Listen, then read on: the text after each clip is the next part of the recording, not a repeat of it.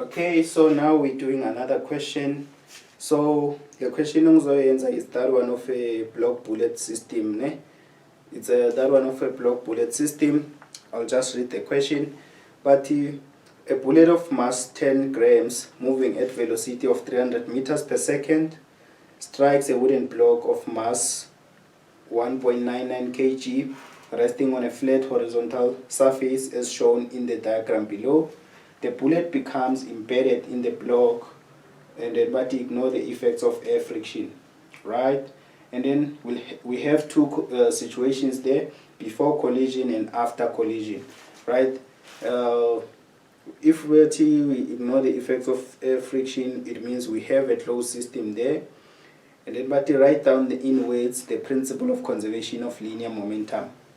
I hope we all know by now what the principle of conservation of linear momentum states that the total linear momentum is conserved in a closed system, or in a closed system the total linear momentum is conserved or remains constant, right? So 4.1, the total linear momentum is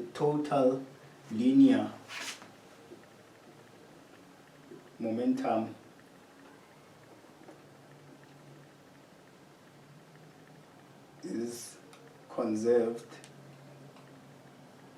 in a closed system,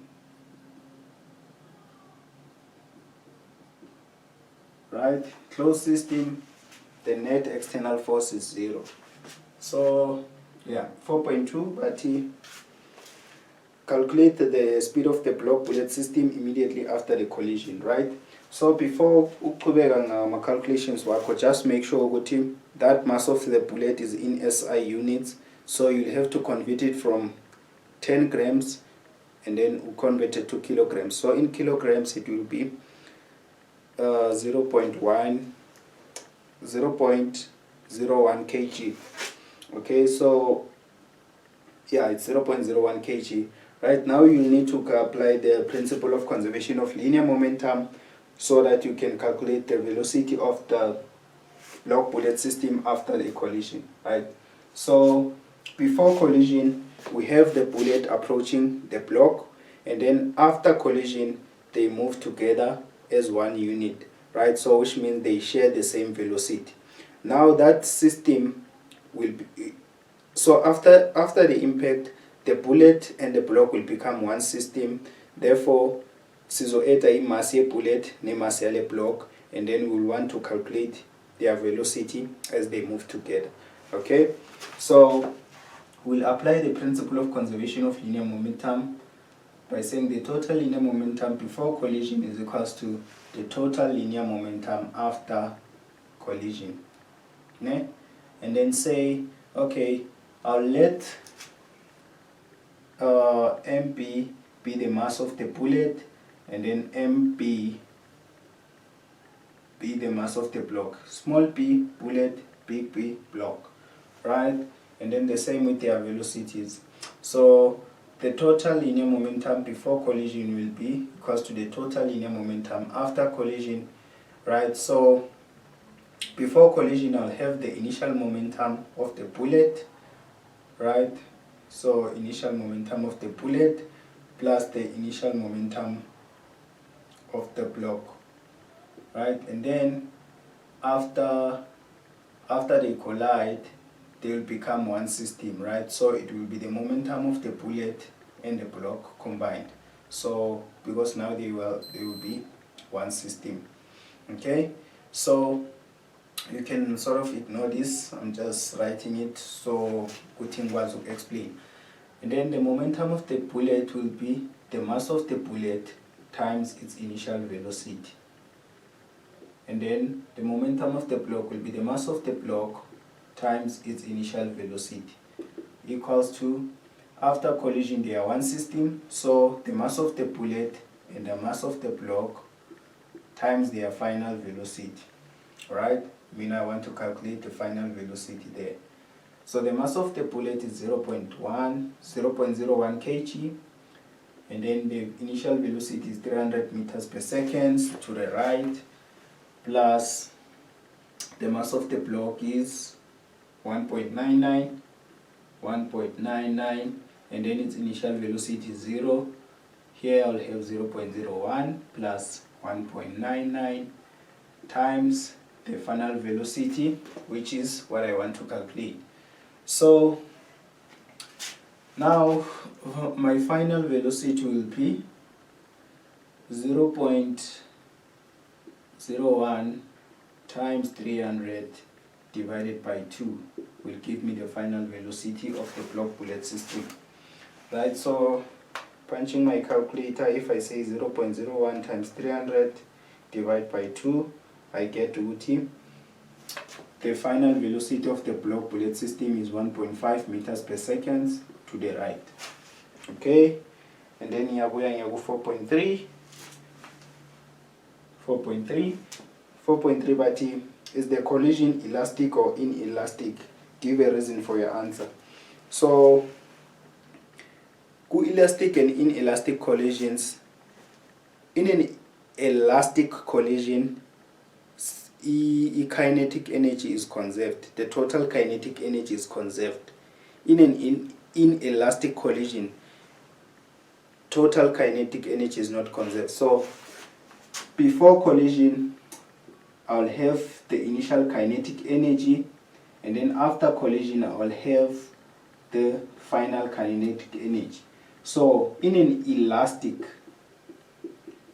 collision, these two will be equal. But in an inelastic collision, the total kinetic energy before will not be equal to the total kinetic energy after. So mina ngizothi ukuze ngikwazi ukuconclude, I will have to calculate the total kinetic energy before.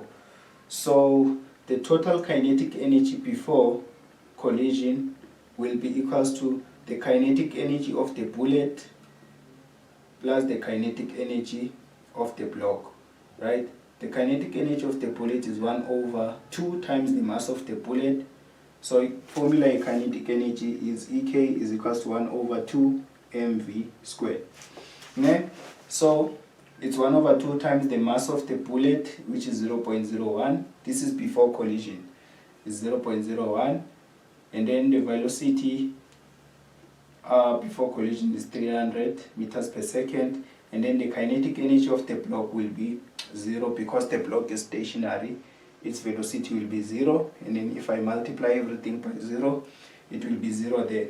So I'll say 1/2 times 0.01, sorry, this is squared here, 0.01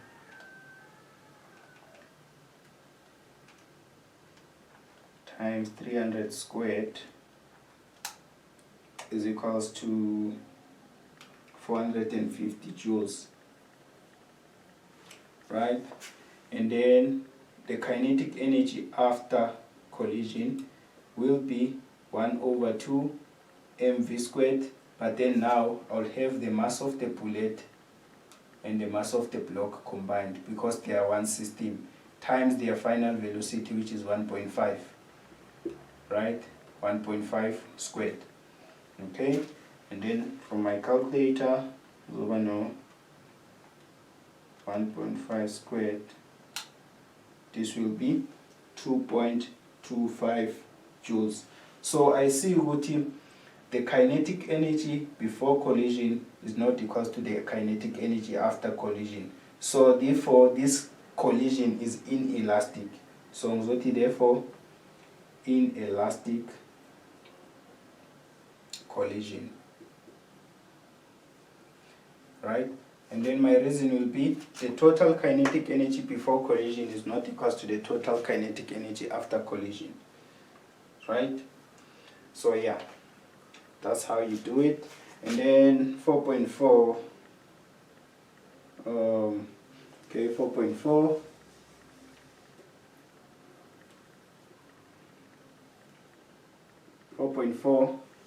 But you calculate the flow exerts a constant frictional force of 8 newtons on the block bullet system as it comes to rest. So what you calculate the distance that the block bullet system moves after the collision. So I have I have the block bullet system, right? Here we have the bullet, and then there's a friction of 8 newtons, right, acting on this, acting against the movement here, the block bullet system. Now I want to calculate the distance before the block is jam. I want to calculate the distance that it will move after the collision, right? So now, because I have an external force acting, which is friction, I will use the impulse momentum theorem to calculate. I'll use the impulse momentum theorem to calculate the time it takes for the momentum of this block bullet system to change from its initial momentum to 0. So the final momentum I know will be 0 because the block bullet system will come to rest. So the final velocity will be 0, which implies what the final momentum will be 0. Now I want to calculate, given this net external force, the friction, I want to calculate the time it will take for this block bullet system to move from its initial velocity of 1.5 meters per second to its final velocity of 0 meters per second. So I want to calculate the time there, right? So I will use the impulse momentum theorem, which states that impulse is equals to change in momentum. Momentum is equals to the final momentum minus the initial momentum. And then I know what F net is equals to 8 newtons, right, acting in the opposite direction, right? So it's 8 newtons, it's acting against the movement, yellow block. So it's minus 8 here because it's acting in the opposite direction. And then say delta T. I want to solve the time it takes for this block bullet system to move from its initial velocity of 1.5 to its final velocity of 0. So if I have, I'll have minus 8 delta T here, and then the final momentum will be 0 because the final velocity will be 0. And then the initial momentum I know would be the mass of the bullet, which is 0.01, plus the mass of the block, which is 1.99, times the initial velocity, which is 1.5. Okay? Alright, so to be sure what you guys are following, let me just do this and move step by step. Here I'll have delta T, and then here I'll have the mass of the bullet plus the mass of the block times their final velocity, right, minus the mass of the bullet plus the mass of the block times their initial velocity. This final velocity here will become initial velocity here, because the final velocity is that velocity in the block bullet system which we know to be 0. So here we'll have minus 8 delta T, and then here I will multiply by 0 because this block bullet system will come to rest. So my final momentum will be 0. Okay, and then minus the initial momentum, so the mass of the bullet plus the mass of the block, which is, so it's 0.01 plus 2, so this will be 2 times 1.5 meters per second. So I'll have minus 8 delta T equals to minus 2 times 1.5, this will be minus 3. And then delta T will be equals to minus 3 over minus 8, it will be equals to 0.375 seconds. So it will take 0.375 seconds for this block bullet system to move from a velocity of 1.5 meters per second to a velocity of 0 meters per second, right? So now I have the time it will take for this block bullet system to come to rest. I can now calculate the distance this system will move by using our formulas of motion. This one, because I know the time. Right now I want to calculate the distance. So I'll just substitute the initial velocity, which is 1.5, final velocity, which is 0, and then divide by 2 times 0.375 seconds. And then I'll have 1.5 over 2 times 0.375. So this block bullet system will move 0.281 meters before it comes to rest. So yeah, that will be the answer. So it will move 0.281 meters after collision. Okay. Yeah, and then we're done with this question. I hope it makes sense. So one thing with physics, if we advise, apply common sense yakho and logic yakho, and then after so ne idea with okay, the common sense yamingela, so then which are the correct formulas to use, right? Generally, this case here you will have to apply your common sense to get this one. Otherwise, yeah, just apply common sense and logic. That's all. Okay.